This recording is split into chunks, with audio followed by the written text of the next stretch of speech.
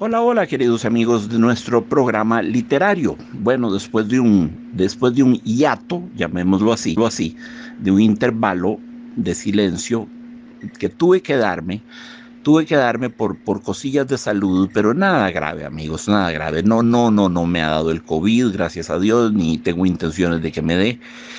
Otros achaques, hombre, otros achaques. Hay siempre abundancia de ellos en la vida.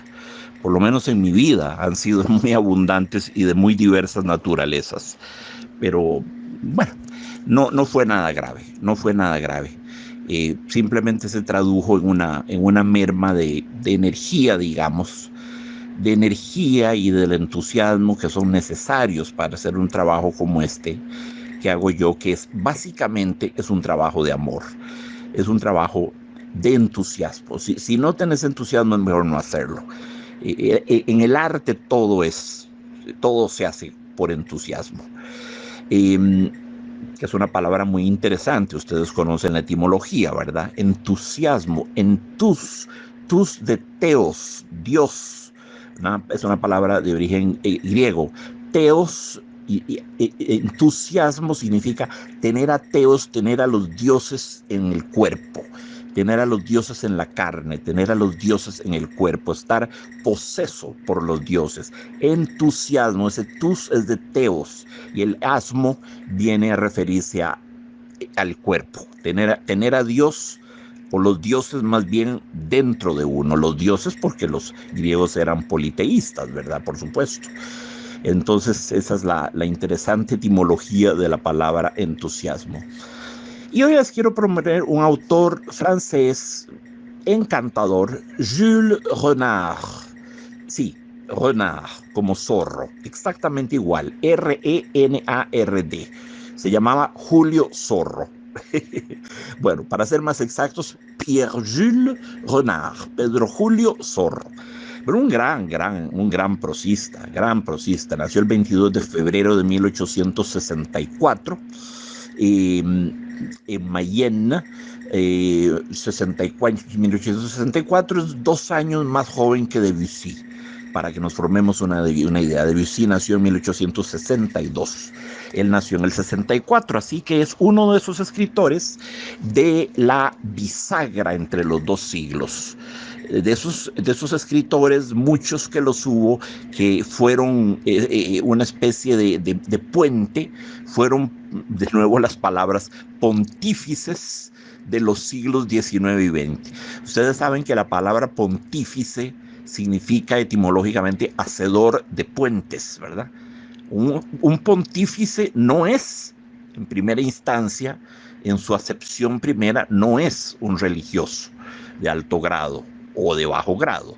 Eh, un pontífice es un hacedor de puentes y el sumo pontífice sería el ingeniero que vigila, que supervisa, el que más sabe en materia de construcción de puentes. Pontífice, como cuando decimos artífice, es un hacedor de arte. Ífice es de hacer, ¿verdad? De fis, de faire, de fise. Un artífice es un hacedor de arte, un artífice, ¿verdad? Eh, Pontífice es un hacedor de puentes. Pues Jules Renard es uno de estos pontífices que, bueno, establecieron un puente entre las tradiciones del siglo XIX, tardío romanticismo ya, 1864, estábamos más bien ya en el naturalismo, de Maupassant y de Solá, más bien ya en esa época. Y por desgracia, vivió muy poquito nuestro amigo Pierre-Jules Renard. Se nos murió en París el 22 de mayo del 1910. Vivió apenas 46 años y murió de esclerosis. Murió de, sí, una enfermedad que, bueno, sobre la que se sabía muy, muy poco en esa época, ¿verdad? Y se sigue sabiendo muy poco en cierto modo. Fue escritor, fue poeta, fue dramaturgo, fue crítico literario y crítico de teatro francés. Y un magnífico crítico. No era una pluma llena de veneno y de ponzoña, no, un noble y bello y buen crítico de los que critican realmente para mejorar el estatus cultural de una sociedad en un momento histórico dado. Fue miembro de la prestigiosísima Academia Goncourt. Goncourt es el nombre de dos hermanos también, escritores muy importantes franceses. El premio Goncourt en Francia es el equivalente del Pulitzer en los países de habla inglesa, es el equivalente del Cervantes en los países de habla española, ¿verdad? Bueno, él fue, no premio Goncourt, pero fue miembro de la Academia Goncourt, de los que asignaban los premios, de los que decidían quienes ganaron. Y fue también uno de los miembros fundadores del Mercure de France. El Mercure de France, el Mercurio de Francia, era un periódico muy importante que nació allá a principios del siglo XVIII, pero fue cambiando de nombres. Siempre era el mismo periódico, pero fue cambiando de nombres. Era un periódico que se ocupaba de muchas cosas, pero sobre todo de literatura. Comenzó siendo una publicación trimestral, después pasó a ser mensual y terminó siendo hebdomadaria, es decir, salía cada 7 días, salía una publicación por semana y era un periódico muy importante, el Mercure de France. Cambió de nombres, como les digo, nació allá en el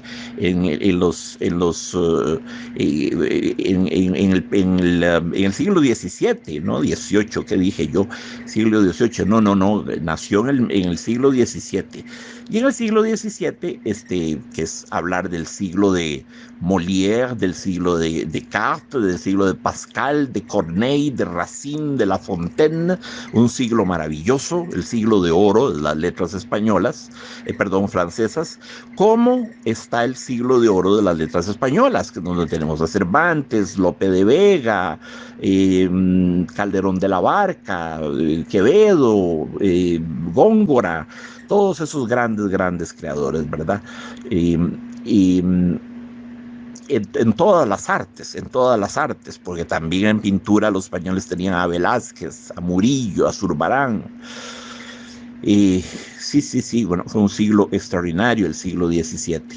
Entonces comenzó el periódico llamado Le Mercure Galant. Y fue fundado, imagínense ustedes, en 1672 y todavía funcionaba perfectamente bien y funciona hasta el día de hoy, el Mercure de France, el periódico Le Mercure de France. Lo que pasa es que ahora lo compró recientemente la muy poderosa editorial Gallimard de Francia, entonces aparece como Gallimard.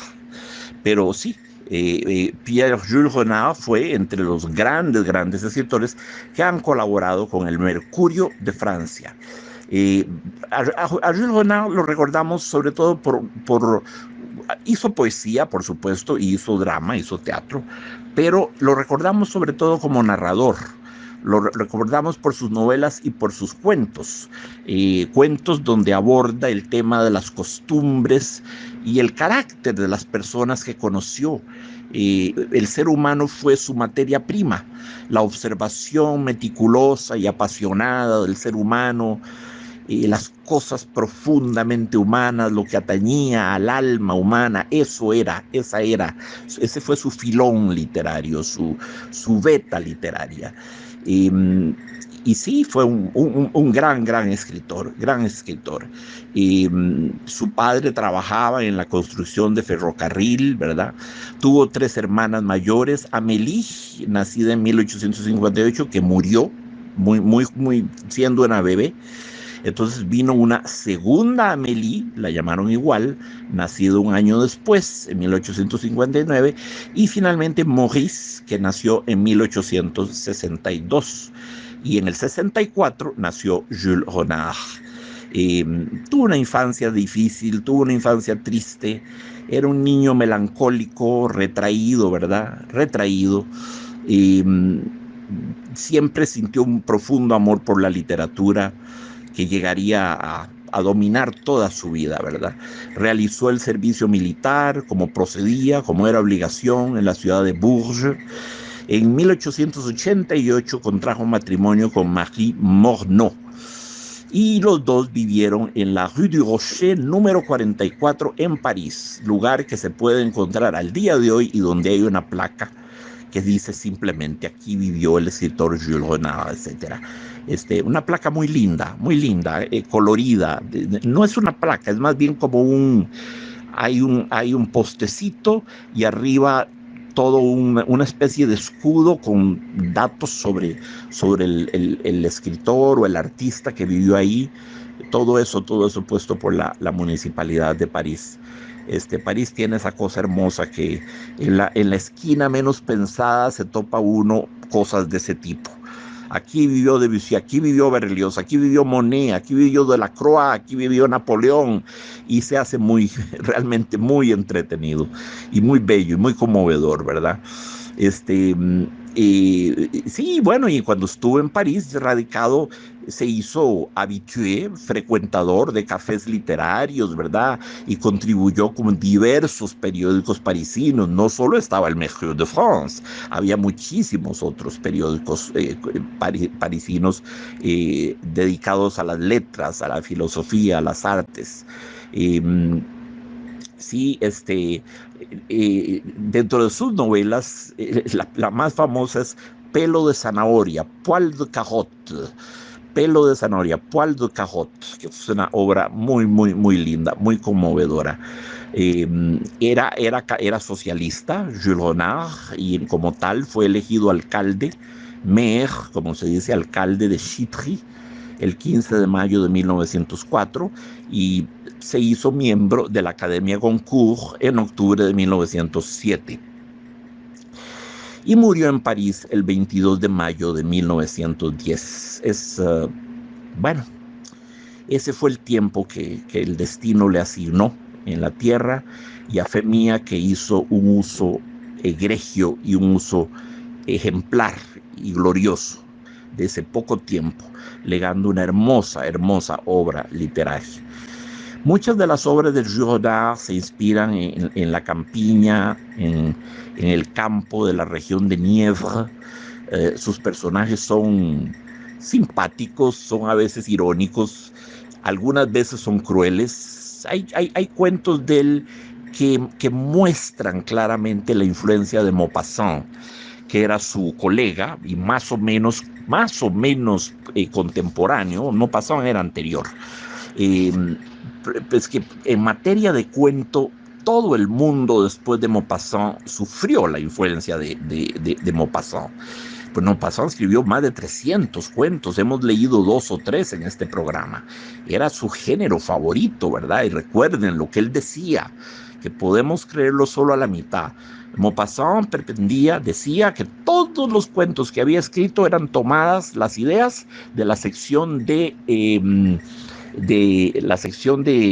periódico donde salen, ¿cómo se llamaban? Donde salían accidentes, y la sección de fait divers, se llama eso en español, hechos diversos. Hechos diversos, sí, esposo mata a esposa por un ataque de celos, camión se sale de la carretera y cae en un guindo, no hubo muertos pero 3 heridos, sucesos, eso es lo que andaba buscando, la sección de sucesos de los periódicos. Entonces Maupassant vivía leyendo la sección de sucesos de los periódicos para sacar de ahí temas para sus cuentos, lo cual nos haría suponer que todos sus cuentos son de inspiración realista. Pues no es así, porque Maupassant escribió montones de cuentos de tipo sobrenatural y cuentos de terror, y cuentos que no pueden haber sido de ninguna manera inspirados por la sección de sucesos, ¿verdad? Simplemente no es posible. En su prólogo a Total de Greguerías de 1955, Ramón Gómez de la Serna, el gran Ramón Gómez de la Serna, creador de esa forma literaria tan particular que es la greguería, tan bella, tan ambigua, tan extraña, tenemos que leer varias de ellas. Son frasecitas, o 2 o 3 frases a lo sumo, son microficciones, micronarraciones, más bien casi aforismos, o epígrafes, o apólogos, es decir, una pequeña sentencia de la cual se desprende alguna enseñanza moral, Algunas no pasan de chistes, algunas son ocurrencias verbales, algunas tienen un inmenso mérito poético y se las deseara el mejor poeta para el mejor día de su vida, ¿verdad? Algunas son dramáticas. Hay de todo en estas cientos de greguerías que escribió Ramón Gómez de la Serna. Bueno, nuestro Ramón Gómez de la Serna, que era español, ¿verdad? Que fue parte de la que murió en 1963, era parte de la, pues sí, de la generación del 98, un poquito más joven que la mayoría de ellos, pero sí de la generación de Ortega y Gasset, Valle Inclán, Unamuno, Azorín, Pío Baroja, Machado, Juan Ramón Jiménez, León Felipe, Valle Inclán, todos esos grandes de esa generación. Ramón de la Serna cita la obra de Jonás, entre otros autores, como antecedentes de sus greguerías. Es decir, que Ramón Gómez de la Serna le da crédito a Jules Renard como una de las inspiraciones fundamentales, uno de los hombres que más poderosamente le dio la idea y la tentación y el gusto de cultivar, de inventar y de cultivar ese género micro narrativo que son las greguerías y que son distintivas de Ramón Gómez de la Serna. Escribió muchísimo Jules Renard, a pesar de su corta vida. eh, Crimen de Pueblo, por ejemplo, una novela. Sonrisas Agarradas, otra novela. Seguimos con novelas: El Parásito, La Linterna Sorda, Pamplinas, Dos Fábulas sin Moral, El Mujeriego, Historias Naturales, Pelo de Zanahoria, que es su obra maestra, El Viñador en su viña, La Amante, Bucólicas, Los Philippe, Patria, Mot de Cri, Ragot, Nuestros Hermanos Feroces, Causerie, que quiere decir diálogos, conversaciones, El Ojo Claro y Los Cloportes. Esa cantidad de novelas en 46 años es realmente mucho. 7 obras de teatro nos legó también: La Demanda, El Placer de Partir, El Pan Casero, Pelo de Zanahoria, que lo adaptó de su novela y lo convirtió en obra de teatro y ha pasado al cine también. El señor Vernet, La Fanática y 8 días en el campo. Y fuera de este montón de novelas y de estas 7 obras de teatro, nos legó también un diario que va de 1887 a 1910, año de su muerte, y fue publicado, pues, evidentemente de manera póstuma, ¿verdad? Journal Intime, un diario íntimo. 13, no, por amor de Dios, no, 23 años de su vida, del 87 a 1910, y son el testimonio valiosísimo de la vida literaria de su época. Ahí deja constancia Jules Renard, deja testimonio de la gente que conoció, de los grandes artistas que conoció en la literatura, en la pintura, en los comienzos del cine, en los balbucientes comienzos del cine, que oficialmente arranca en 1895. Esa es la fecha en que el invento de los hermanos Lumière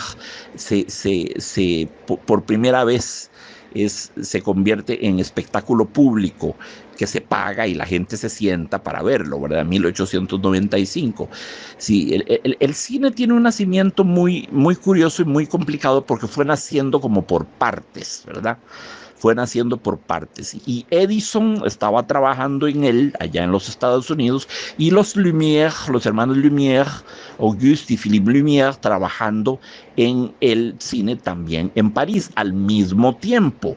Pero en todo caso, una cosa es segura: eh, el, el, el, el cine como espectáculo de masas nace en París, como espectáculo que se paga un tiquete y la gente entra y se sienta y lo ve.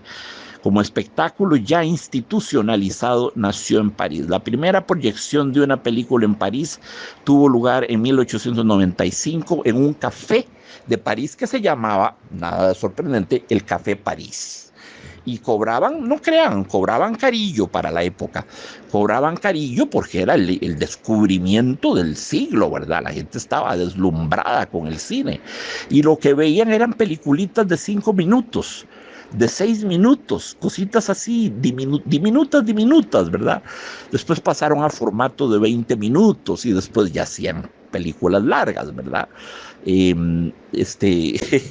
Sí, esas primeras películas eran bellísimas, ¿verdad? Las películas que hizo Georges Méliès, hizo más de 500 películas, este primer gran director de la historia del cine, que ustedes lo habrán visto en la película Jules Cabret. Julio Cabret, o Hugo Cabret más bien, que es una película de Scorsese, Martin Scorsese. No parece que fuera de él, porque no son los temas típicos de Scorsese, pero sí, es una película de Scorsese, soberbio director, que con esa película Hugo Cabret, acuérdense el reloj enorme del Museo de Orsay y de todas aquellas cosas, ¿verdad? Eh, Scorsese le rinde un homenaje, le rinde un tributo a Georges Méliès, que fue el primer gran director de la historia del cine. Más de 500 películas hizo, algunas cortitas, pero otras largas, no crean ustedes. Se conserva aproximadamente la mitad de la producción de Georges Méliès. Aproximadamente 250 de las 500 películas, las otras se han perdido o deteriorado a un punto que eran irreparables, ¿verdad? El celuloide es un material delicado, ¿verdad? Para que hubiera cine, para que existiera el cine, era preciso que se inventaran dos cosas: la motion camera, la cámara que podía tomar fotos en movimiento, de cosas en movimiento, el galopar de un caballo, y la cámara podía tomar, ¿verdad? Debido a una sucesión vertiginosa de fotogramas, podía tomar un montón de fotos seguiditas una después de la otra, de manera que la secuencia nos generara la ilusión de estar viendo un caballo corriendo. Y entonces necesitábamos, por supuesto, una motion picture camera. Y lo otro, un material donde plasmar, donde fijar, un material de tipo translúcido, para que la luz a través de él proyectara la imagen sobre una pantalla, donde fijar la película que salía de la motion camera, y ese material fue el celuloide. Entonces esas fueron las dos condiciones necesarias para el advenimiento del cine. Fue la motion camera y el celuloide. Y bueno, a Jules Renard le tocó participar de todo este movimiento de auge, de efervescencia, de entusiasmo loco por el cine. Guillaume Apollinaire, el gran poeta francés, llevado por el entusiasmo, pronosticó que las siguientes generaciones iban a ser analfabetas y ágrafas, que no iban a saber leer ni escribir, que no había que leer a escribir, que la escritura y la lectura iban a quedar abolidas, porque el cine iba a ser un medio de arte tan completo y tan comunicativo que iba a dejar obsoletas todas las otras obras de arte. Bueno, fue una predicción muy desacertada, por dicha de Guillaume Apollinaire, que se volvió loco con el cine, le pareció que era el arte de las artes, ¿verdad? Bueno, y lo es, ¿verdad? Es el arte que sintetiza a las demás artes. Es lo más parecido que ha producido el mundo a la llamada Gesamtkunstwerk de Wagner, de Richard Wagner, el operista alemán, que con sus óperas quería lograr la quimera o la fantasía o la ilusión de la Gesamtkunstwerk, Gesamt, completa, Kunst, arte, Werk, obra, la obra de arte total. Entonces Wagner quería que en sus óperas hubiera canto, música, poesía, ballet, danza, efectos de luces, pintura en la medida que los telones de fondo serían de una gran belleza, elementos místicos, religión. Él quería, no era precisamente modesto Wagner, ¿verdad? Él quería crear la obra de arte total, una especie de enorme sinestesia, donde unas cosas se correspondían con otras, una sinergia de todas las artes, contribuyendo a crear el mismo gran efecto estético en el ser humano. Y sí, sí, Wagner llegó cerca de lograrlo, pero realmente el medio que logra eso es el cine, ¿verdad? El cine tiene música maravillosa, tiene foto maravillosa, actuación, drama, poesía, todo el misticismo que se quiera. Puede tener danza, puede tener coreografías maravillosas, puede tener de todo. Es el arte, es la síntesis de las artes, es el arte que reúne a todas las demás artes, cuando es tratado con criterio artístico, ¿verdad? Comencemos por precisar eso. Caramba, es que no, si es en el estilo estadounidense, ¿verdad? No, no se habla del arte del cine, se habla de la industria, the movie industry, the movie industry. Ellos no engañan a nadie, no engañan a nadie. Ellos admiten que lo que ellos hacen es una industria, que no difieren lo sustantivo de una fábrica de embutidos, ¿verdad? Sacan las películas así como quien dice, ensambladas en línea. Bueno, de vez en cuando sacan una buena película. La mayoría del gran cine se hace en otros lugares, pero de vez en cuando sacan alguna buena película. Y esa es la historia del temprano cine que conoció Jules Renard. Y esos son los datos que quería compartir con ustedes, poquitos, pero significativos, de este hombre que fue estrictamente contemporáneo de Debussy, de Ravel, de Éric Satie, de Monet, de Manet, de Renoir, de Degas, de Toulouse-Lautrec, de Pissarro, de Berthe Morisot, de Marcel Proust, ¿verdad? De los grandes escritores finiseculares, esto es de fines de siglo, ¿verdad? Y de esa bisagra, ese punto delicado en la historia del arte que fue la bisagra, el punto de inflexión, ahí el punto de inflexión, el paso de un siglo al otro.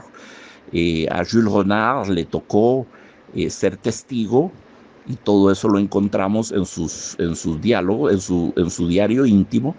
Le tocó ver toda la sucesión vertiginosa de las vanguardias que se dio en París. Por pasados del arte realista y el arte figurativo, se nos vienen en avalancha el surrealismo, el abstraccionismo, el expresionismo, el cubismo, el fauvismo, el tachismo, el puntillismo, el dadaísmo, ¿cuántos ismos más hay? Caramba, a ver. Todo eso se nos vino encima, ¿verdad? Las vanguardias empezaron a precipitarse unas a otras y a mudar, a cambiar a un ritmo casi como de moda, como de modas, como pasan las modas, a ser cada vez más rápidas y más efímeras, ¿verdad? Y bueno, Jules Renard fue parte de todo eso, vio ese momento tremendo, ¿verdad? En que en el arte empieza un poquito a asumir, por desgracia, el modelo de la mercancía, ¿verdad? De la mercancía que por definición es efímera. La mercancía tiene que ser efímera, se espera que sea efímera, conviene que sea efímera. Y los mercaderes fabrican sus mercancías con la intención de que sean efímeras. Todo lo que hacen lo hacen con una life projection muy limitada, ¿verdad? Una computadora la adquiere uno, a los 2 años está completamente obsoleta y la tecnología juega con uno y tiene uno que irse a comprar la otra computadora.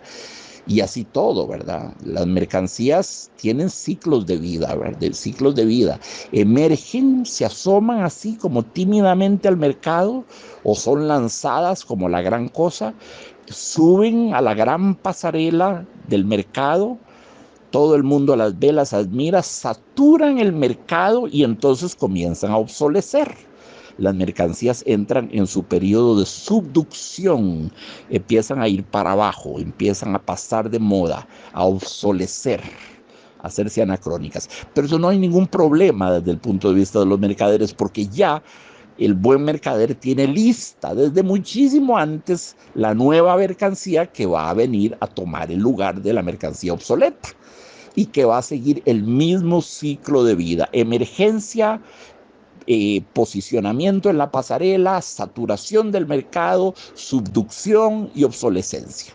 Y la siguiente igual, y la siguiente igual. De vez en cuando puede haber una moda que se vuelva a poner vigente, de vez en cuando, pero lo hará con cambios y lo hará con sustanciales variaciones. Entonces, ese fenómeno vertiginoso de la moda, que consiste en estar innovando, innovando, innovando, innovando, innovando, que este es el mandato, ese es el diktat del capitalismo moderno, es innove, innove, innove, innove. El que no innova se muere. Y eso genera tremenda neurosis en el ser humano, tremenda neurosis y tremendo sufrimiento. ¿Por qué? Porque tengo que estar innovando, porque si no me comen los que vienen nuevos. Bueno, pues que me coman, que a mí qué me importa, qué puedo yo hacer. Es el capitalismo a golpe de tambor, como los galeotes en el fondo de un barco de la antigüedad, de un barco griego, movido por los remos de 100 galeotes encadenados a sus remos. Tienen que estar trabajando y trabajando y trabajando para producir innovación, porque solo lo que es nuevo, lo que se presenta como el último grito de la moda, lo que se presenta como el sabor del mes, eso es lo que vende. Lo viejo no vende, a menos de que entremos en el contexto de coleccionistas, de cosas de anticuario, libros viejos, aparatos de sonido viejos, ese tipo de cosas. En Francia había muchas tiendas de anticuario, de todo, de ropa, sí, de equipos de sonido y de libros, por supuesto, y de discos. Era muy lindo recorrer esas tiendas. Pero esa es la mecánica de la mercancía, ¿verdad? Salida al mercado, saturación del mercado, subducción y muerte de la mercancía, es decir, obsolescencia. Y el arte a principios del siglo XX pareciese entrar en el ritmo y la dinámica vertiginosa y compulsivamente innovadora de la mercancía. Se agota el impresionismo, bueno, saquen el abstraccionismo, ¿no? Pero decía, no, entonces saquen el surrealismo, no, el fauvismo, no, el primitivismo, no, el naif, no, saquemos los expresionistas, no los cubistas, no los fauvistas, no los tachistas, no los puntillistas, porque el público empieza a degustar del arte de la misma manera en que degustaría de una mercancía, de un electrodoméstico. Entonces es el ritmo de producción del capitalismo frenético, vertiginoso, a ritmo siderúrgico, marcándole el paso incluso a los movimientos estéticos. Entonces todas esas vanguardias que se dan durante las primeras 3, 4 décadas del siglo XX, vertiginosas, que no acababa de salir una cuando ya le caía otra encima, representan una contaminación de los valores estéticos del arte por los valores economicistas, que son los valores del mercader y de la mercancía y del capitalismo rampante, ¿verdad? Se da ese curioso fenómeno. Y se sigue dando. Mark Twain, el gran escritor, el autor de Tom Sawyer, decía, fíjense ustedes si la moda será mala, que hay que cambiarla cada año, decía Mark Twain. Solo que ahora no es cada año, ahora es como cada 6 meses, ¿verdad?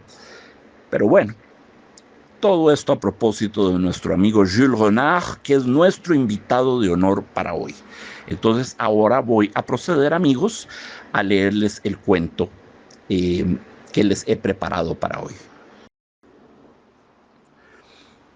Muy bien, el cuento que les propongo se llama Blondine y Pointu, 2 nombres propios. Blondine, que es una mujer blandina, y Pointu, que significa puntiagudo. pero que es un nombre propio. Y ahora vamos a ver por qué. Mucho del texto, la vasta mayoría del texto es dialogada. Uno de esos cuentos como el famoso 10 minutos de parada de Azorín, que son casi una proeza de cuentos, pues son cuentos dramatizables, son más que nada diálogo. Entonces, así es como tenemos que tratar de disfrutarlo, como una especie de diálogo casi ininterrumpido. Blandine y Pointu de Jules Renard. ¿Qué edad tiene usted, Blandine? 37 años, señor. No soy de la última nidada de agosto. ¿Y dónde nació usted? En Lorme, en la Nièvre. ¿Y pasó allí la infancia? Sí, señor. Primero guardé ocas, luego guardé ovejas, más tarde guardé vacas. Después una prima mía me colocó como criada en París. Tuve más de 20 patrones antes que usted. El señor Roland no me pagaba. Si es cierto que hay malos criados, también es cierto que hay malos, pésimos patrones. Y dígame una cosa, Blondín, ¿dónde están sus informes? Yo los tiro. De no hacerlo, tendríamos montones de esos papeles sucios que no sirven para nada. Solo guardo mi partido de nacimiento y mi libreta de ahorros. ¿Cuánto tiene en la caja de ahorros, Blandín? 900 francos, señor. Caray, es usted más rica que yo. ¿Ha vuelto usted con frecuencia al pueblo? Una sola vez, señor. ¿A casa de sus padres? No, señor. Mi madre murió al nacer yo. ¿Y su padre? Mi padre debe estar muerto también. ¿Cómo? ¿Cómo que debe estar muerto? ¿No lo sabe? Me temo que así sea. Cuando fui la última vez estaba ya muy viejo y muy enfermo. Debe estar muerto. Sí, seguramente está muerto. ¿No le escribió usted nunca? Me molesta escribir a través de extraños. ¿Y nadie le envía noticias del pueblo? Nadie tiene mi dirección. Como cambio con frecuencia de patrón. ¿Y tiene usted hermanos y hermanas?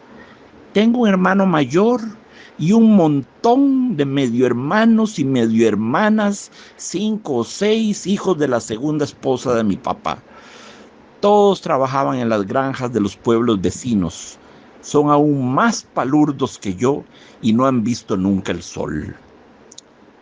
¿Y no se preocupan por usted? No me conocen. Fue mi tío el que me crió. ¿Y su tío se ocupa de usted?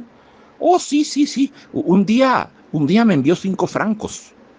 No es gran cosa, pero al menos es algo. ¿Y su padre, si vive, dónde trabaja? Pues debe trabajar con mi hermano mayor. ¿Y no echa usted de menos a los unos o a los otros? ¿No tiene ganas de volver a verlos? Pues la verdad es que no, señor. A la única que me gustaría volver a ver es a una amiga de la primera comunión. Pero ya me he olvidado. Está casada, tiene dinero, mucho dinero, desprecia a los demás. ¿Y a usted, Blondín, ningún chico del pueblo la ha pedido en matrimonio? Sí, señor. Entonces tenía 15 años y lo rechacé. Qué boba era. Entonces se casó con mi amiga de la primera comunión. Y ahora Blandín ya no piensa en el matrimonio. Para casarse hacen falta 2, señor. Ya se me pasó el momento. Ya está lejos. Y no desea siquiera volver a ver su pueblo, sus árboles, su río, la casa en la que jugaba de niña. Normalmente uno ama su pueblo. ¿Es un sitio bonito? Pues, señor, como cualquiera, como cualquier otro. Hay algunos menos bonitos y hay otros menos feos. ¿Qué diría usted si le ofreciera un permiso, si le pagara el viaje para que fuera usted a pasar una semana con su familia? Porque no está bien olvidar a la familia. Ay, señor, a ellos no les preocupa lo más mínimo. Respecto al permiso, prefiero que no. Me aburriría si pasara un solo día allí. Además, temo que me quiten mi puesto aquí.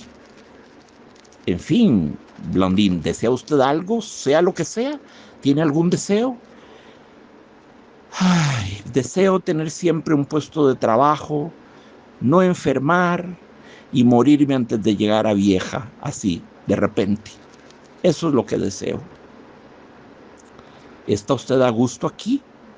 Sí, señor, hay mucho trabajo, pero una come todo lo que quiere y la señora hace un café tan bueno, o perdería sin duda si me pusieran en la calle. ¿Dónde iría usted? Pues iría a una pensión que conozco. Pagaría por una habitación del tamaño de un zapato. Me costaría $1 al día mientras encuentro otro trabajo. ¿Puedo volver a la cocina, señor? Una última cosa, Blondín. Usted no recibe ninguna visita. Vive usted como un lobo. Sí, señor. También dicen a veces que vivo como un cerdo. Me extraña que no pida usted nunca salir por la noche. Ay, señor, ¿para ir a dónde? A las 9 estoy bastante cansada y me voy a dormir. No se enfade, Blondín. ¿Saldría para ver a su amante? Sí, un amante, señor. Pero ¿quién podría querer un viejo jamelgo como yo? Entonces, ¿no tiene a nadie querido en este mundo? Sí, sí, señor. Tengo a Pointu, su perro. Pero hasta Pointu la abandona. Pointu va a morir. Está enfermo desde hace tiempo. Su pelo se le iba cayendo de la piel escamosa. Hubo que llevarlo al veterinario, que encontró el caso curioso y creyó poder curarlo. Al cabo de un mes, Pointu regresa casi curado. Pero ya no es nuestro perro. Lo han esquilado desde el hocico hasta la cola. Está constantemente temblando sobre una silla. Ha adelgazado. Está siempre muerto de hambre. Él, antes tan exquisito, se come hoy hasta el pan seco. Cuando oye su nombre, duda en levantar la cabeza. Nos mira con los ojos apagados. Y pronto su enfermedad vuelve con más violencia. Lo está devorando, tiene el cuello hinchado. Lo llevamos de nuevo al veterinario, que empieza a dudar y que le pondrá un drenaje. Solo queda esa solución. Y esta tarde las noticias son desesperadas. El veterinario nos aconseja que nos hagamos a la idea de renunciar a Pointu. Personalmente, yo renunciaría. Espera nuestras órdenes el veterinario. Pregunta si debe administrarle la fatal píldora. ¿Qué me impide escribir sí con una pluma normal? Escribo solo para pedirle que me envíe la factura. Ya comprenderá él. Y suba la lámpara que ilumina poco. Atice el fuego que ya no calienta. Cambien de cara y que piensen en otra cosa. Solo los hombres mueren, los perros revientan. Una vez muerto, Pointu ya no vendrá por la noche a arañar la puerta y a gemir por la rendija. No iré a abrirle con una vela vacilante en la mano. No saltará junto a mí con la lengua fresca y la piel sana. Eso no puede suceder. La vida sería demasiado divertida. Blondín, prepárenos unos ponches muy calientes. Y Blondín, debo decírselo, no volverá usted a ver a Pointu. Blondín pone la bandeja sobre la mesa y se pone a llorar en su delantal. Blondín, Blondín, es usted una boba. Lo siento, señor, es más fuerte que yo. Yo le compraré otro perro. No, no, señor, no quiero otro perro, no quiero otro perro. Sí, quiero comprarle uno. Un perro la consolará. No lo querré jamás, jamás, a causa de Pointu. Pero lo cuidará como a Pointu. Pues lo cuidaré si usted me lo ordena. Y espero que lo saque cada noche antes de irse a dormir. Pues lo sacaré. ¿Qué me queda, puesto que el Señor así lo quiere? Lo pasearé, le haré hacer pipí, pero no lo miraré. Y así está escrito, amigos, el cuento Blondine y Pointu del escritor Jules Renard. Bueno, amigos, si ahí tienen este cuento, que es algo chejoviano, ¿verdad? Se siente alguito como de Chekhov, por cuanto se especializa en retratar la vida solitaria de una persona, la vida aislada, insular, carente de entusiasmo, de toda ilusión, de todo proyecto vital, carente de futuro, en la expectativa pasiva de una muerte que ella, Blondine, desea que sea pronta, que sea antes de la decrepitud y que sea repentina y, de ser posible, indolora. Y es lo único que le pide a la vida. Una mujer sin proyecto de vida, una mujer sin futuro, una mujer sin ilusiones, quebrada, rota, ¿verdad? 37 años de edad es lo que tiene, nacida en l'Orme, en la Nièvre, que es el lugar donde nació Jules Renard, el autor. Así que está hablando de una ciudad, de un pueblo más bien que él conoce. Y que se llama Blondine, Blandina. Es un nombre muy lindo, Blondine. Franz Liszt, el gran compositor húngaro, tenía una hija que se llamaba Blondine. El título es muy lindo, el título es muy eufónico. Blondine Pointue, Blondine Pointue, Blondine Pointue. Porque Blondine tiene esa E muda hacia el final. Blondine, que lo hace tener como eco, como reverberación, ¿verdad?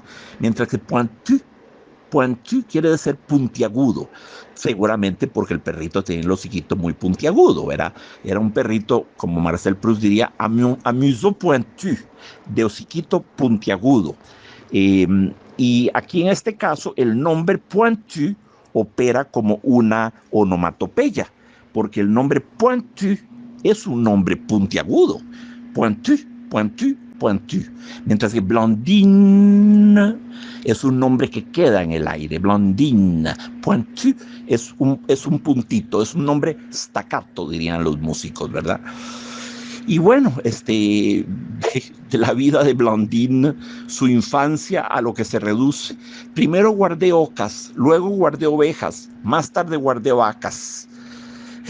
Y eso fue su infancia allá en el campo. Guardar ocas, ovejas y vacas.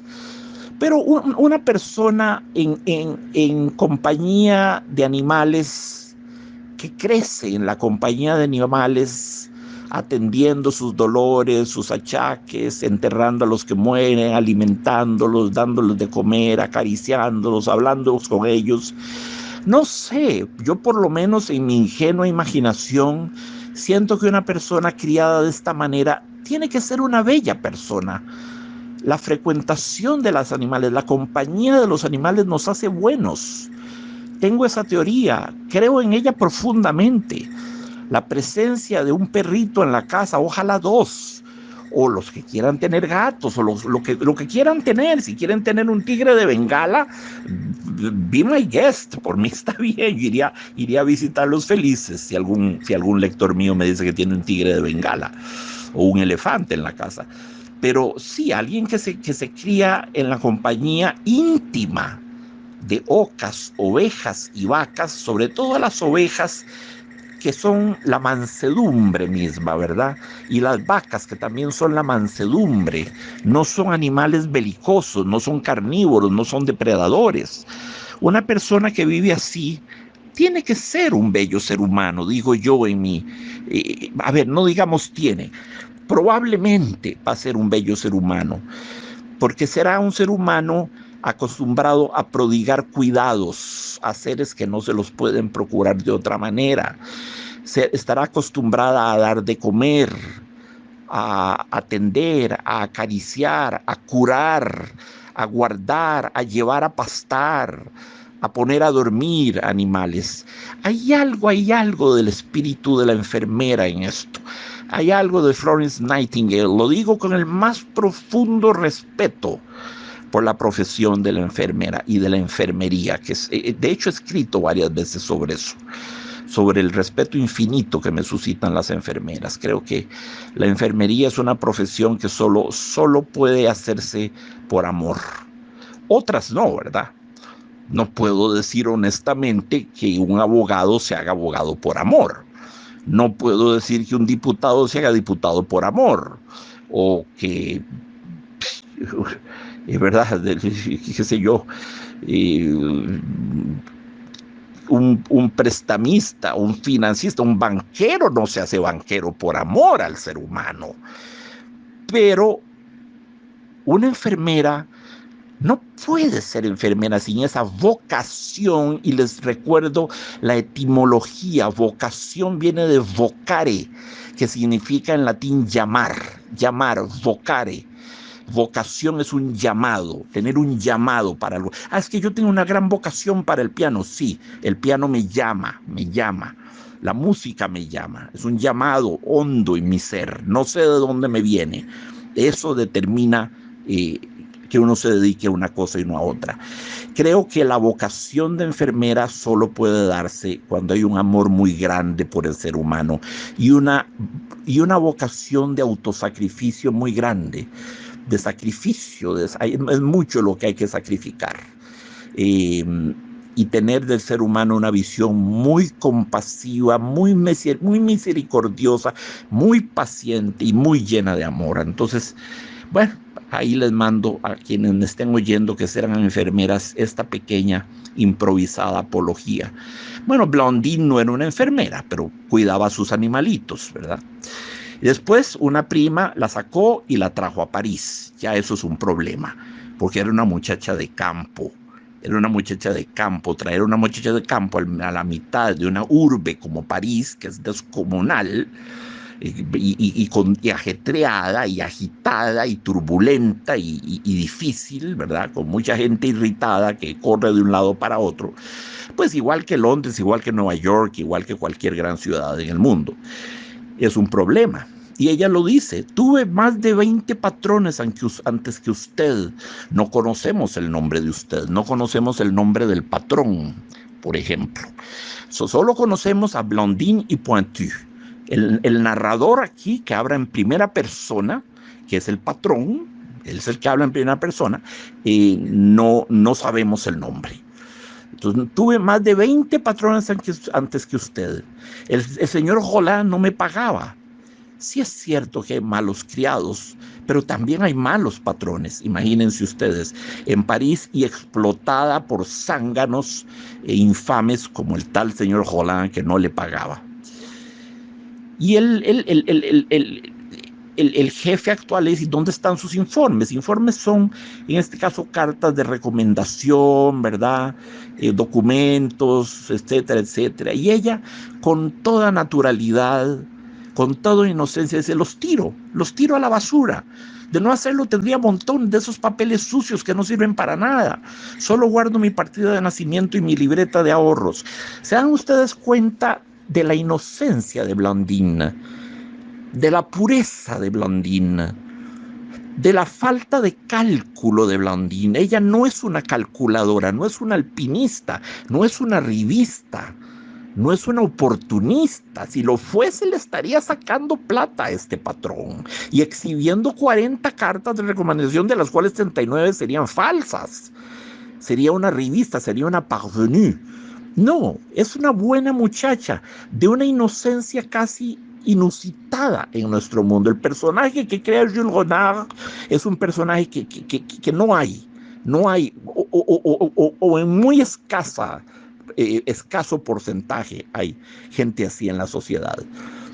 Y el patrón le pregunta: ¿cuánto tiene en la caja de ahorros? 900 francos, señor. Caray, es usted más rica que yo. 900 francos es muy poco en realidad, y era muy poco también para la época. Aquí el patrón simplemente está, pues, bromeando, ¿verdad? Bromeando, inflando la suma. No era tanto. 900 francos en tiempos de fines de siglo no era para nada. Era para tener un fondito de ahorro en algún banco, ¿verdad? Nada más. ¿Ha vuelto con frecuencia al pueblo? Una vez, señor. ¿A casa de sus padres? No, señor. Mi madre murió al nacer yo. Ya eso es una estigma terrible.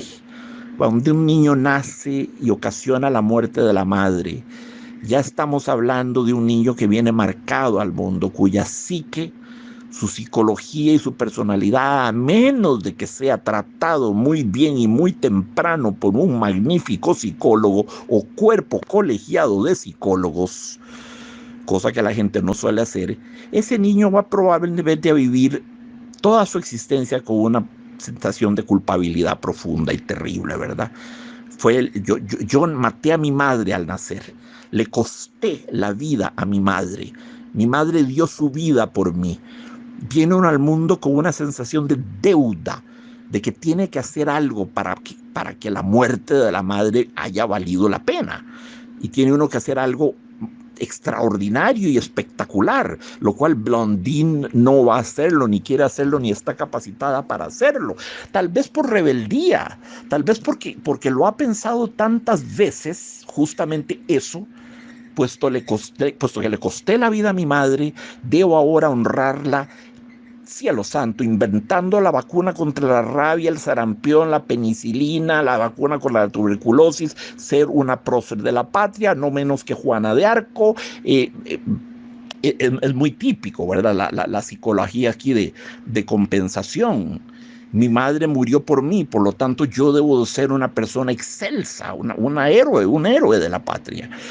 Y como no lo va a hacer, pues decide ser todo lo contrario, casi no existir. Blondine está en el límite de no existir. Blondine es casi nada. Es como diría el gran filósofo francés, esta es una expresión muy divertida, pero al mismo tiempo muy poética y muy interesante. Blondine era le presque rien de je ne sais quoi. Les voy a decir lo que significa esto. La usaba Vladimir Yankelevich, pues sí, un poeta a su manera, pero sobre todo un gran filósofo del siglo XX, murió en los 90, no hace mucho. Vladimir Yankelevich era judío, por supuesto, había perdido, algunos de sus ancestros los había perdido en los campos de concentración nazis.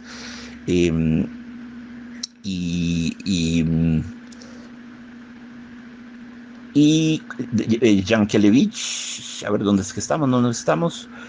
Mi madre murió al nacer yo. Sí, le costó a la madre la vida. Sí, y su padre debe estar muerto también. Sí, Yankelevich hablaba con frecuencia de la soledad esencial del ser humano. Por acompañados que estemos, hay una parte nuestra que siempre será solitaria. Hay una parte nuestra que siempre está sola, ¿verdad? Y a veces estamos solos por completo, es una soledad absoluta, ¿verdad? Absoluta. El hecho de que la madre haya muerto al nacer ella la llena de un sentido de culpabilidad. Es lo que Yankelevich habría llamado la nostalgia de lo irreversible, ¿verdad? Ella con seguridad hubiera preferido no haber nacido antes que matar a su mamá.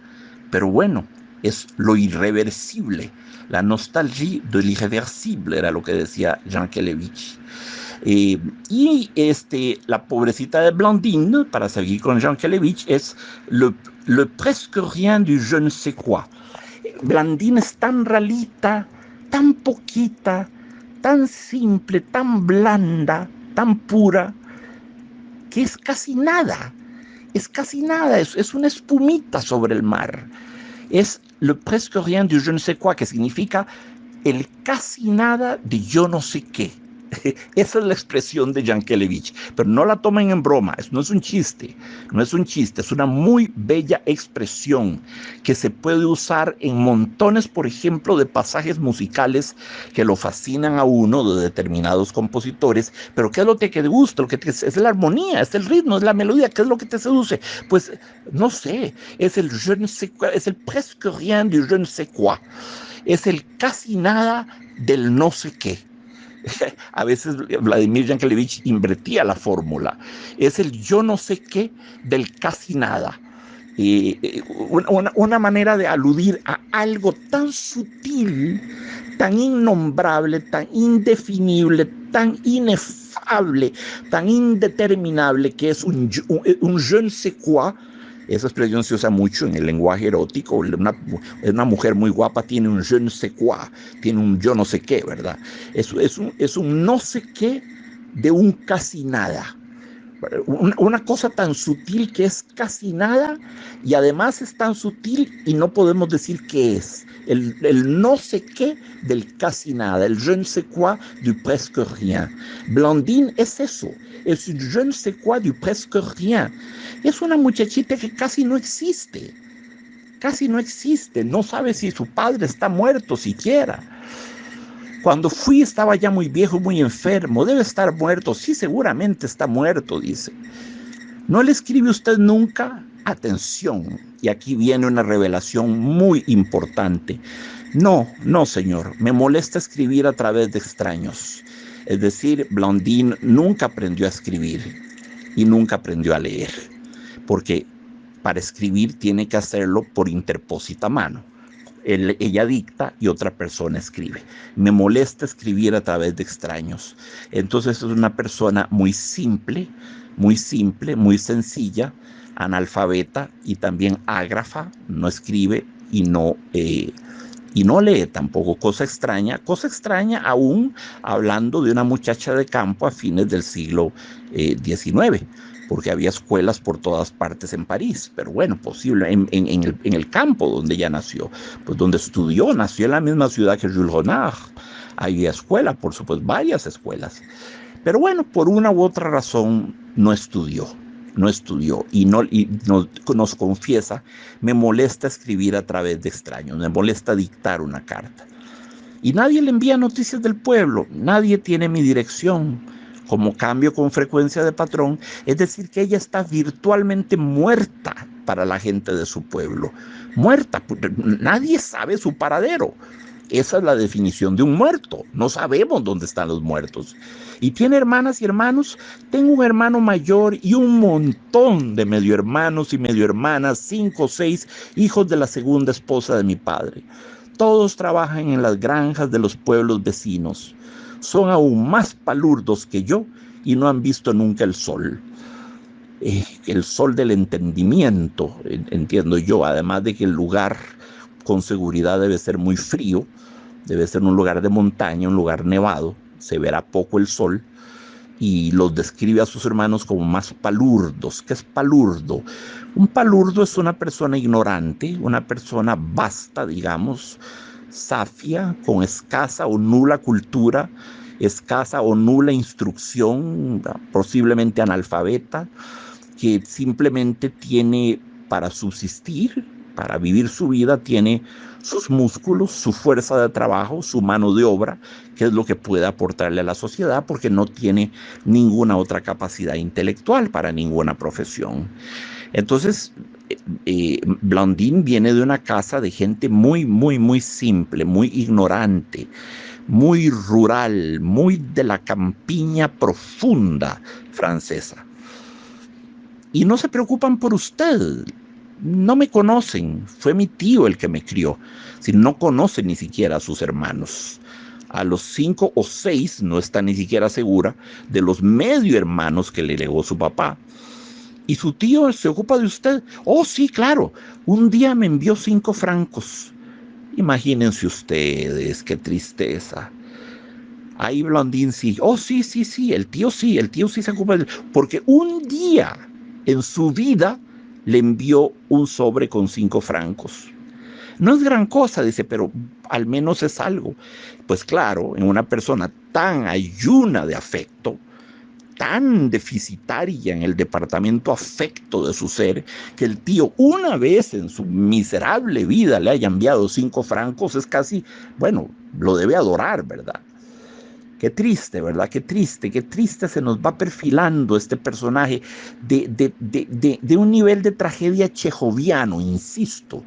Esto está a la altura de Vanka, de Vania, el chiquito, ¿se acuerdan? De nuestro último cuento que analizamos. El chiquito que le manda la carta al abuelo.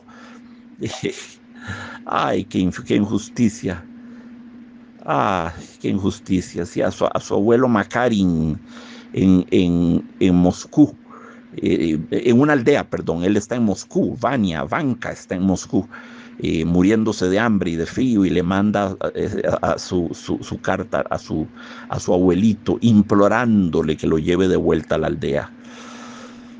Bueno, aquí un tío le mandó una vez 5 francos, ¿verdad? No sabe si el papá trabaja, posiblemente el papá está muerto. Si trabajase, probablemente trabajaría con el hermano mayor. Y no echa de menos a los unos a los otros, es decir, a los hermanos o al papá. ¿No tiene ganas de volver a verlos? Pues la verdad es que no, señor. A la única que me gustaría volver a ser una amiga de la primera comunión, pero ya me he olvidado. Está casada y tiene dinero, desprecia a los demás. Es decir, que su amiga se casó, se enfufurufó, se emburguesó, se convirtió en una vieja popov, como decían antes, y desprecia a una criadita analfabeta y simple como es Blondine. Y el jefe va y sigue interrogándola. ¿Y usted, ningún chico del pueblo le ha pedido en matrimonio? Sí, señor. Tenía entonces 15 años y lo rechacé. Qué boba era. Entonces se casó con mi amiga de la primera comunión. ¿Qué clase de amiga, verdad? Ya, imagínense ustedes. ¿Y por qué? ¿Por qué habría de ser boba por haber rechazado un matrimonio a los 15 años? ¿No tiene la mujer derecho a escoger?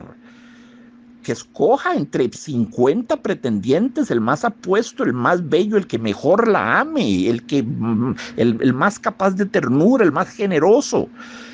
¿Por qué? ¿Por qué esa única oportunidad de ese chiquillo de 15 años, que quién sabe cuán en serio, cuán en broma le propuso matrimonio, posiblemente era más bien una guasa, y lo rechazó, y ella se inculpa? Qué boba era, dice, debía haber aceptado. ¿Por qué ha aceptado?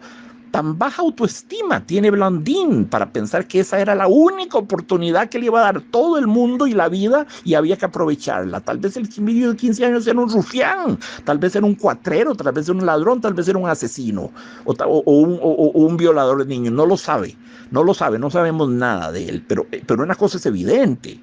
No, ella no tendría por qué sentir mal por haber rechazado esa única pinche oferta de matrimonio que le hicieron.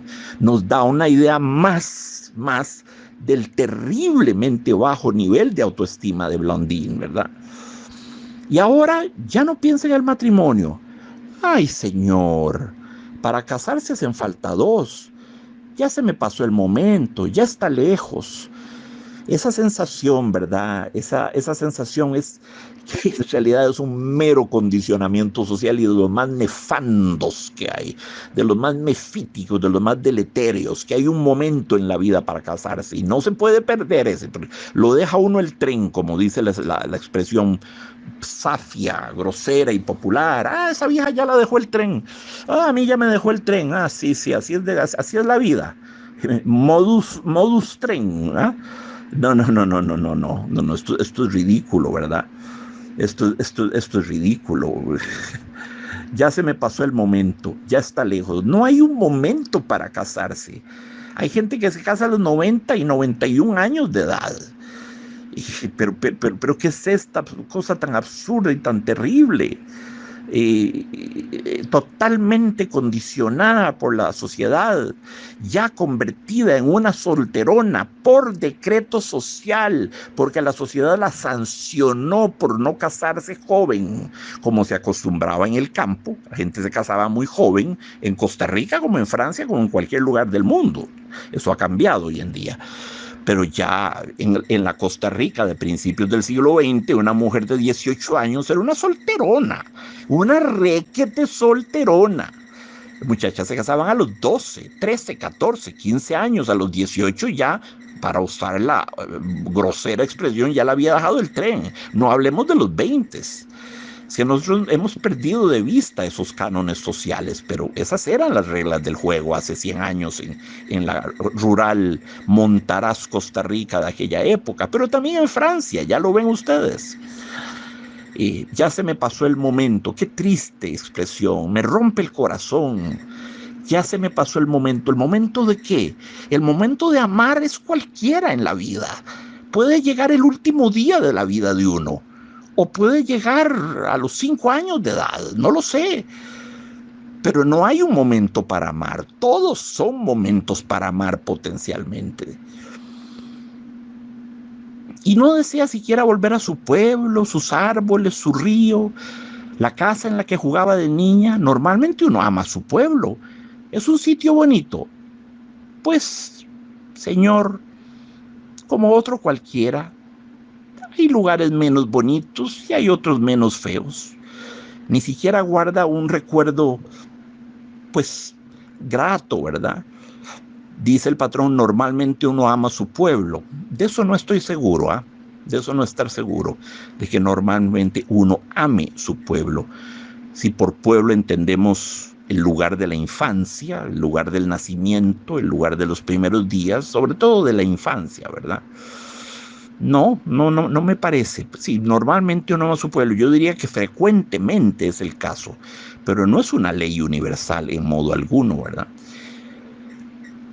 Y bueno, el jefe sigue insistiendo. ¿Qué diría usted si le ofreciera un permiso, si le pagara el viaje para que fuera usted a pasar una semana con su familia?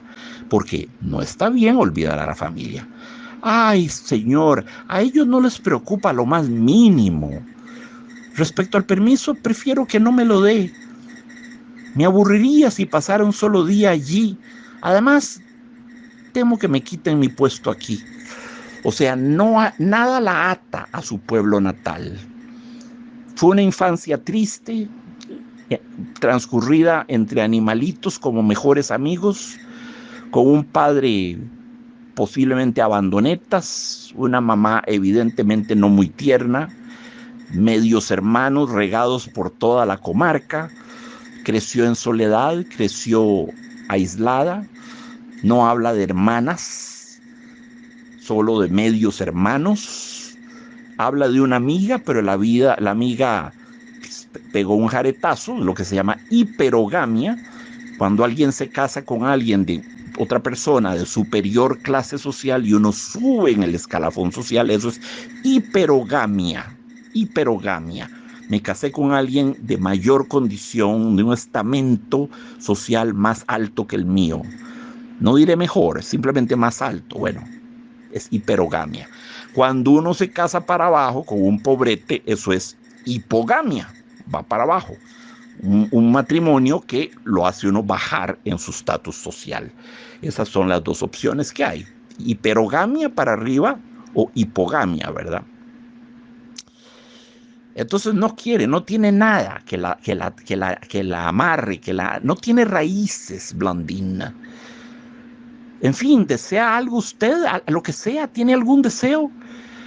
Pues señor, deseo tener siempre un puesto de trabajo, no enfermar y morirme antes de llegar a vieja. Y así, de repente, vaya una desiderata, ¿verdad? Vaya una desiderata. Poder trabajar siempre, no enfermar y morirse antes de llegar a vieja de manera súbita. Ninguna otra ilusión, ningún otro gran proyecto de vida, nada que la apasione, nada que la ilusione, cero entusiasmo. Blondine está enferma del alma, está enferma, padece de anemia del alma, padece de anemia psíquica, padece de anorexia psíquica. No tiene energía para nada, no desea, no aspira, no quiere, no le apetece nada. Esa es una enfermedad del alma. Yo, viéndola así desde afuera y no siendo un profesional, yo diría que Blondine es profundamente depresiva. Estamos hablando de un caso patológico de una personalidad depresiva y ya mismo la pondría a tomar Prozac. Mejor, Effexor, que es más exitoso. Condición. Effexor, no es que Effexor me esté pasando una comisión, les aseguro, por hacerle la publicidad, pero he probado ambos y es mejor el Effexor. Sí, hay en ella una postración, ¿verdad? Una falta de deseo de vivir, una falta de joie de vivre, una falta de gozar el mero hecho de ser. Soy, por lo tanto, soy feliz, porque soy. Basta con que sea y eso me hace feliz. ¿Está usted a gusto aquí?, le pregunté. Le dije, sí, señor, hay mucho trabajo, pero una come todo lo que quiere. Atención, se ve que pasó hambres. Esa frase denota, ¿verdad?, exhibe, expone una infancia de hambre. Para ella es un paraíso tener un lugar donde puede comer todos los días. Y la señora hace un café tan bueno. Oh, no, perdería sin duda si me pusieran en la calle. ¿Dónde iría usted?, le pregunté. Le dije, a una pensión que conozco. Pagaría por una habitación del tamaño de un zapato, $1 al día, mientras encontraba otro trabajo. ¿Puedo volver a la cocina, señor? Ella incluso no quiere seguir hablando, quiere irse a seguir ocupando de sus deberes. Una última cosa, Blondine, le dice él. Usted no recibe ninguna visita. Vive usted como un lobo. Y no es ni siquiera cierto, porque los lobos atacan en manadas, como bien sabemos, ¿verdad? Se juntan para atacar, aunque claro, hay lobos solitarios. Der Steppenwolf, el lobo de las estepas, Ari Haller, de Hermann Hesse. ¿Vive usted como un lobo? Pues sí, los lobos cuando no están en ataque, en plan de ataque, pueden andar solos, claro que sí. Pero para atacarse forman un grupo, ¿verdad? Un enjambre tremendo de animales que atacan por todos los flancos. ¿Vive usted como un lobo?, le dice el patrón. Sí, señor, también dicen a veces que vivo como un cerdo. Qué salida, ¿verdad? ¿Por qué habría de vivir como un cerdo? Trabaja honestamente, hace sus deberes, es una buena empleada, se ve que el patrón la aprecia, se ve que le tiene cariño, se ve que le preocupa su vida, se ve que quiere ayudarla. Y sin embargo, a veces le dicen que trabaja como un cerdo, que vive como un cerdo. Me extraña que no pida usted nunca salir por la noche. Pero ¿para ir a dónde, señor? A las 9 estoy bastante cansada y me voy a dormir. Eso también nos da una idea. El trabajo de ella es arduo. A las 9 está rendida. Trabajo arduo.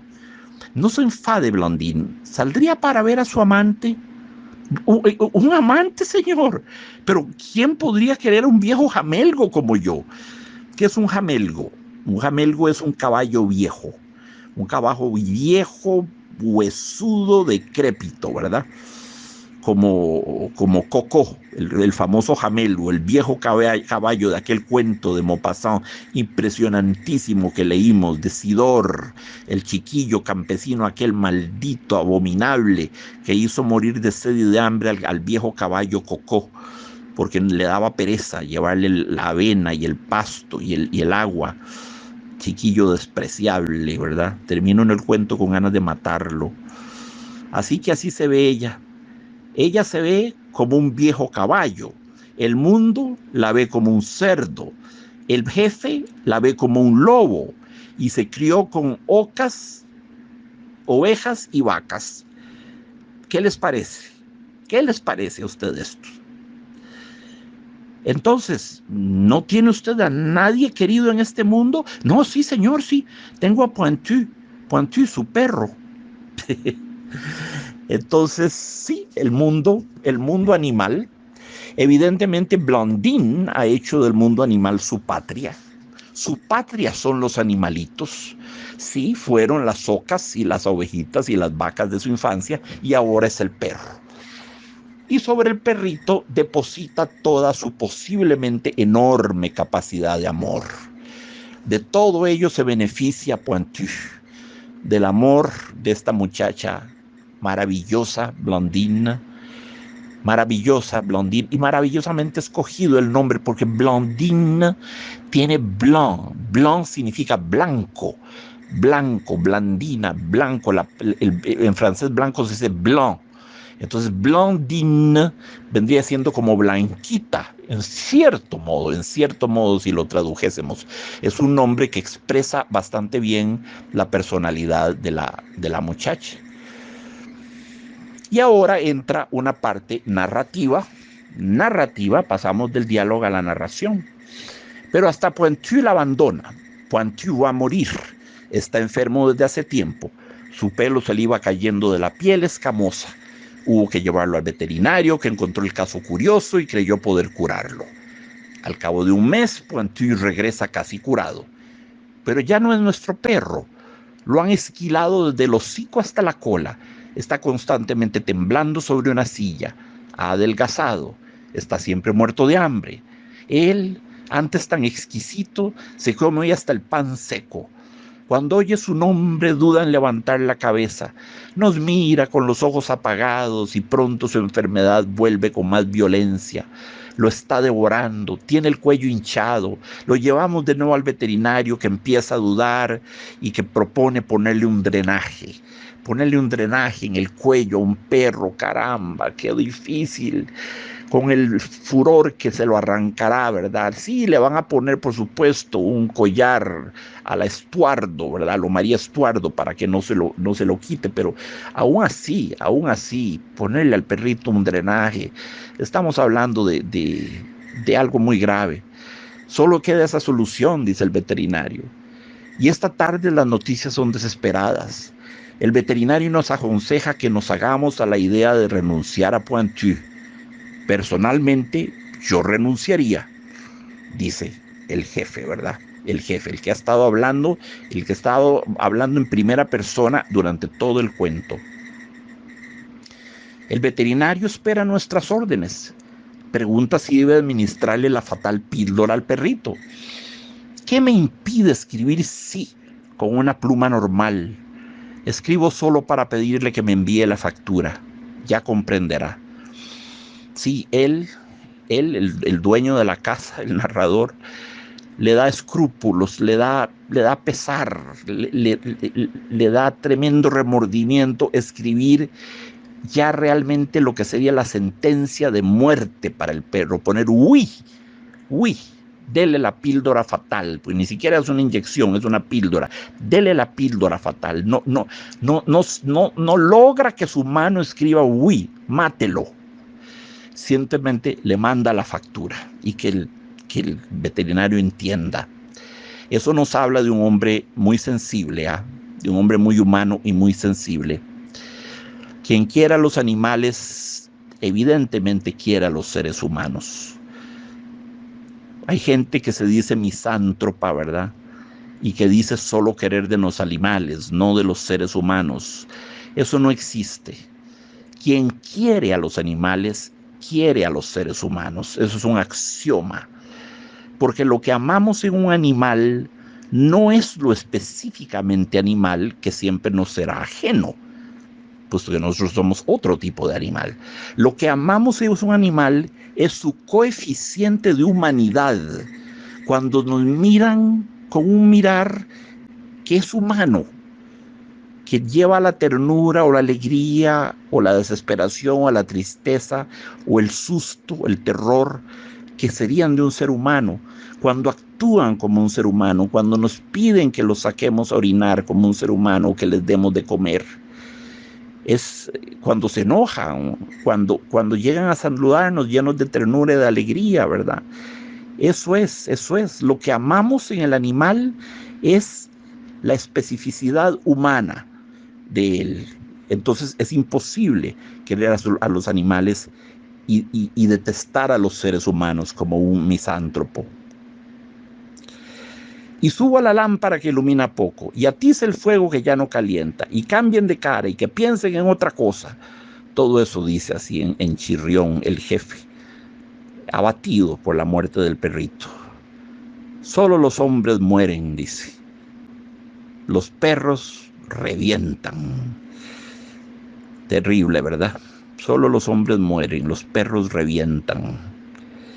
Una vez muerto, Pointu ya no vendrá por la noche a arañar la puerta y a gemir por la rendija. No iré a abrirle con una vela vacilante en la mano. No saltará junto a mí con la lengua fresca y la piel sana.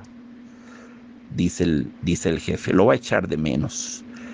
Esto aquí lo dice irónicamente, solo los hombres mueren, los perros revientan. De un animal se dice, reventó. Como que el morir fuese una exclusividad humana, ¿verdad? Y una manera más digna, mientras que los animales revientan, estallan, ¿verdad?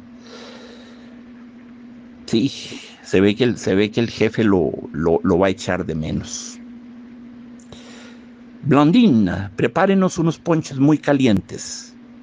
Y Blondine, no volverá usted a ver a Pointu.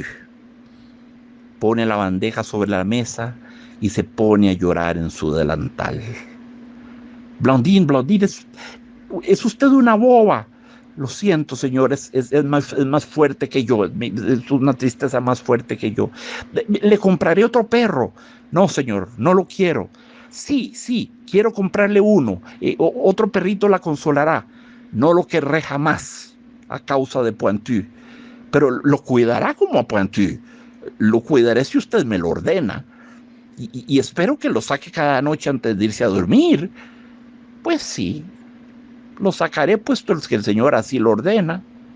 Si quiere, sí, lo sacaré y lo pasearé. ¿Qué me queda?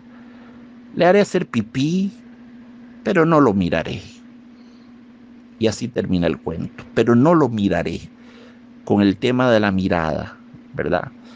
Porque entre animalito y ser humano está el contacto de la mirada también, como entre los seres humanos. Y es tremendamente poderoso el lenguaje de la mirada entre animales y seres humanos.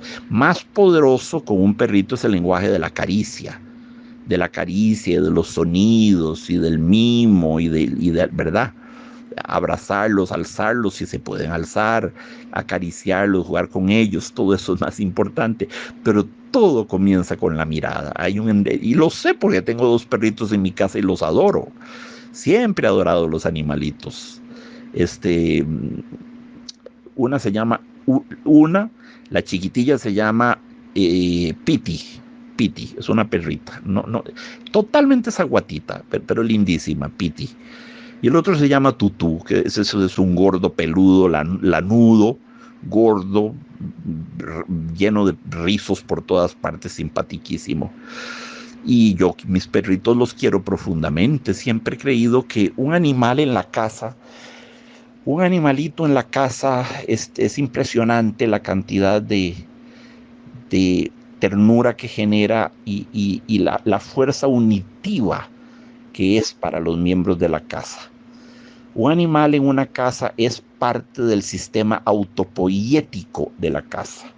Y sí, hemos hablado de este término anteriormente, la autopoiesis. La autopoiesis es un paradigma en el sentido estricto de la palabra paradigma, y eso es el paradigma para todo. Para todo. Keylor Navas se cambia el color del pelo, entonces cambió de paradigma. No, por favor. Me cuesta reprimir las palabrotas cuando oigo estas estupideces y esas sandeces que dice la gente. Cambio de paradigma, porque ahora se pinta el pelo de amarillo. Cambio de paradigma, no sean tan payasos. No sé quién hace ese mal uso del lenguaje, por el amor de Dios. El autopoiesis es un paradigma y ese sí lo es en todo el sentido de la palabra. Ya hablaremos sobre lo que es un paradigma. Eso merece una definición rigurosa y filosófica, pero no nos vamos a ir por esos caminos hoy. Sí, el autopoiesis es la facultad que tienen ciertos organismos para autorregularse, autoequilibrarse, autosanarse, autorregenerarse y regenerar el ambiente en torno a ellos. Por ejemplo, una planta que respira, digamos, absorbe toda la basura de humo que tiran durante el día los carros, ¿verdad? Y en la noche nos devuelve oxígeno, nos devuelve el gas respirable que es el oxígeno. Esa planta recoge toda esa basofia de gases tóxicos que le llega durante el día, los purifica, los transforma en oxígeno, se sana ella, sana a su entorno, nos sana a nosotros, se autorregula, se autoequilibra, se autocura y además cura a los demás. Autopoiesis, poiesis tiene que ser tomada no en el sentido de poesía, sino en el sentido de autocreación, un organismo que se autocrea. No existe, no es cierto que se autocree, pero es evidente que se autogestiona. Repito, se autorregula, se autoequilibra, se autosana, y luego sana además su entorno. La planta es como el caso más clásico que puedo mencionarles. Este paradigma de la autopoiesis lo crearon varios, tres por lo menos. Goodwin, biólogo notable, le decían el poeta de la biología, Maturana y Valera. Es el paradigma de la poiesis de Goodwin, Maturana y Valera. Tres científicos que al mismo tiempo dieron con esa noción de la autopoiesis. El cuerpo humano es autopoiético. El cuerpo humano se sana, bueno, a menos de que sea una enfermedad terrible, ¿verdad? Se sana, se autorregula, se autoequilibra, se autoproduce, se autorregenera por medio de la apoptosis. Perdemos millones de células todos los días de nuestra vida, mueren células, se nos caen células y van renaciendo otras nuevas que vienen a tomar el relevo en esa carrera de relevo, de teas, de antorchas que es la vida. El cuerpo humano está constantemente muriendo y constantemente renaciendo a través del fenómeno de la apoptosis. Se regenera, se recupera, se cura, se sana a sí mismo. Falla un riñón, bueno, el otro riñón se mete a trabajar el doble para compensar el trabajo de su problema. Aparece un tumor en un pulmón, pues el otro pulmón se faja para trabajar. Existe, no tomen la palabra en el sentido ético, por favor, existe una relación solidaria entre los órganos del cuerpo. De nuevo, no en el sentido ético, los pobrecitos organitos no tienen ética, pero nevertheless, es un accionar solidario, interrelacionado. Un elemento correrá inmediatamente al rescate del otro y en última instancia al rescate del cuerpo, a hacer el doble trabajo puesto que su compañero se enfermó y falló. Eso es autopoiesis. Eso es autopoiesis. Y si limpiamos y depuramos el ambiente alrededor de nosotros, si reciclamos y si protegemos la biosfera, somos autopoiéticos. En ese sentido no somos autopoiéticos.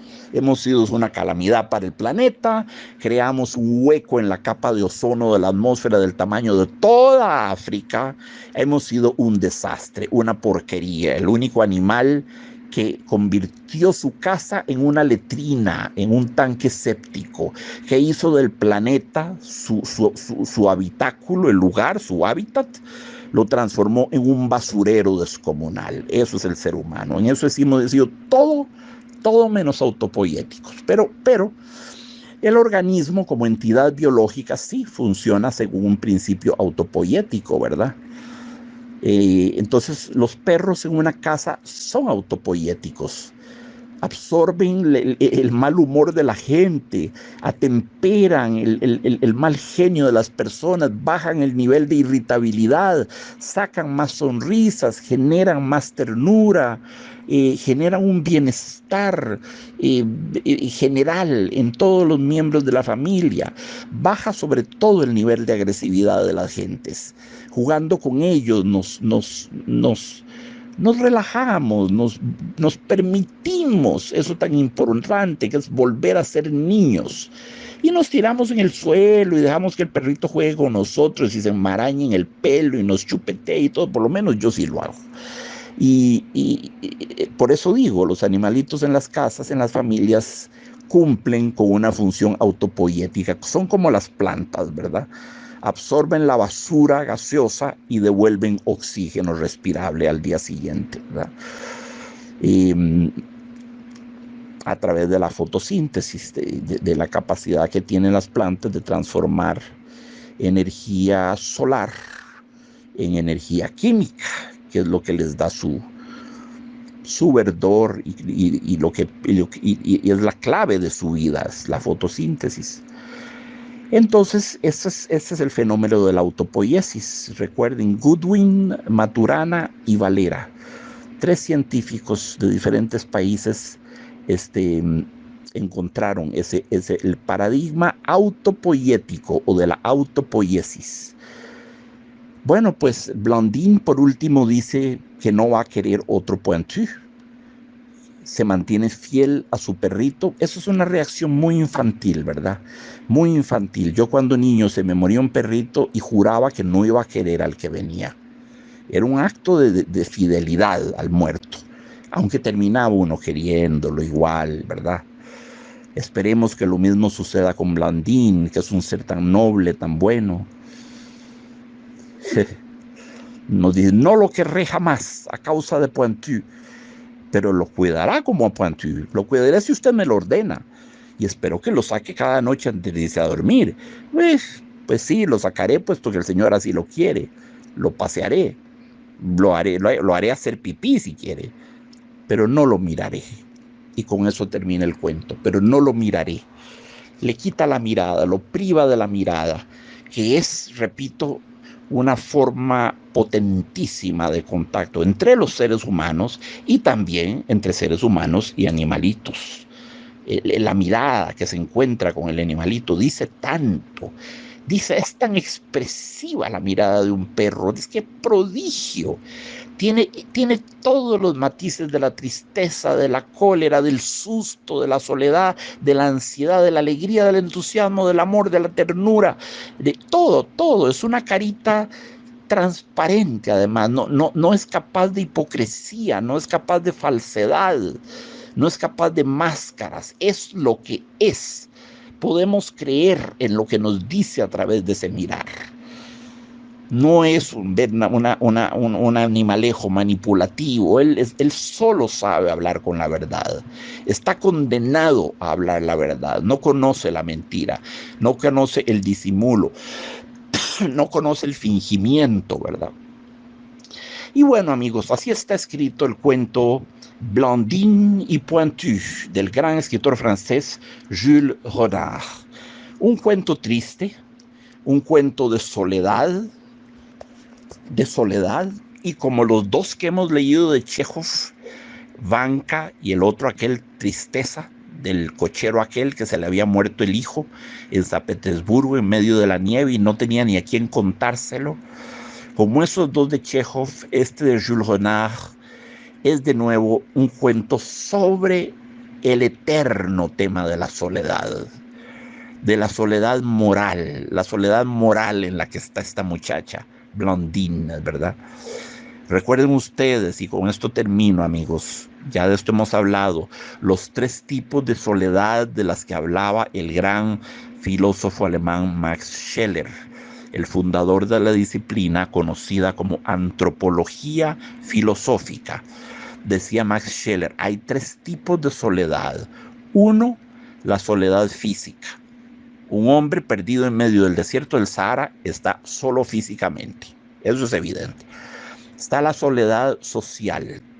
Un hombre en una ciudad de 10 millones de habitantes por todas partes no está físicamente solo, eso es evidente.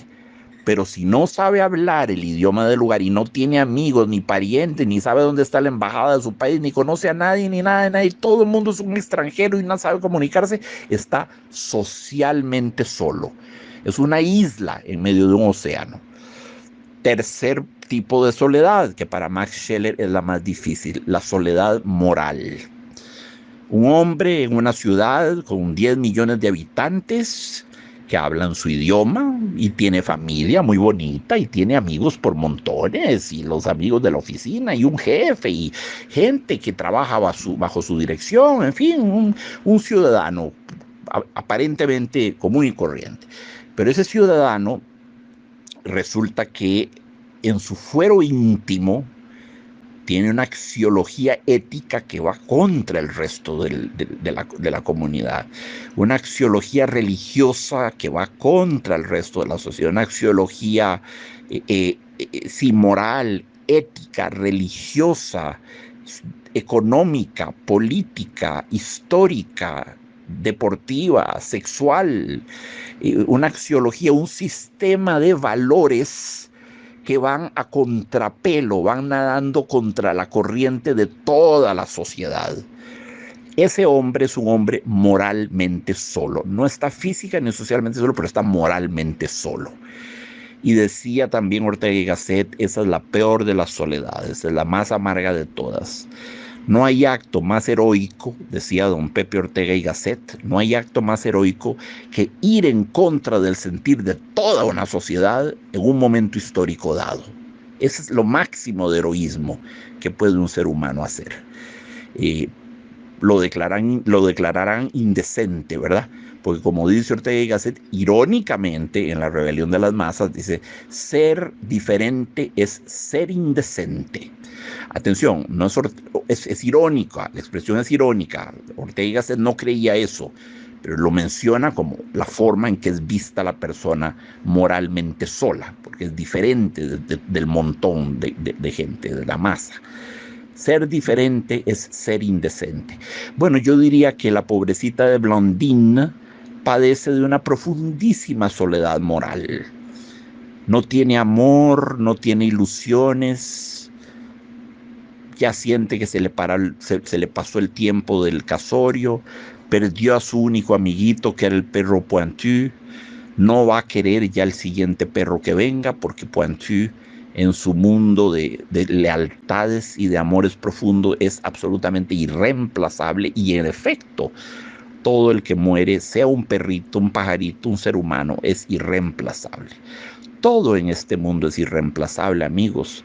La más modesta hierbecilla del patio de la casa es irreemplazable. Vendrá otra en su lugar, pero esa es otra, no es la anterior.